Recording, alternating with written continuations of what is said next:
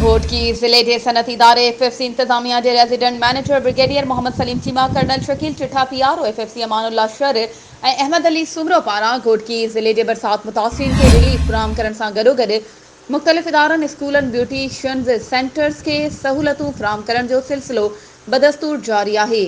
इन सिलसिले में गुज़िरियल ॾींहुं एफएफसी इंतजामिया के resident manager brigadier Mohammad Saleem Cheema पंहिंजी टीम सां गॾु घोटकी ज़िले के शहर डहर की पहुची Noor vocational centre and beautician centre जो इफ्तिताह कयो। इन मौके ते Noor vocational centre and beautician centre के फर्नीचर मशीनूं ऐं ब्यूटिशियन जो समूरो सामान फराहम करण सां गॾोगॾु वधीक हर क़िस्म जो मुमकिन ताउन करण जो ऐलान कयो। इन सिलसिले में Noor vocational centre and beautician centre की इंतजामिया पारां एफएफसी इंतजामिया के resident manager brigadier Mohammad Saleem Cheema जो शानदार इस्तकबाल करे मथस गुलन की वर्खा कई वई।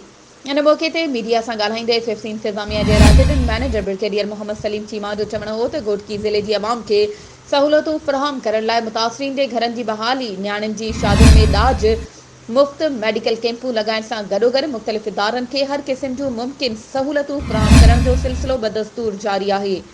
असांजी कोशिश आहे त वधि खां वधि घोटकी ज़िले की अवाम के रिलीफ फराहम कयूं।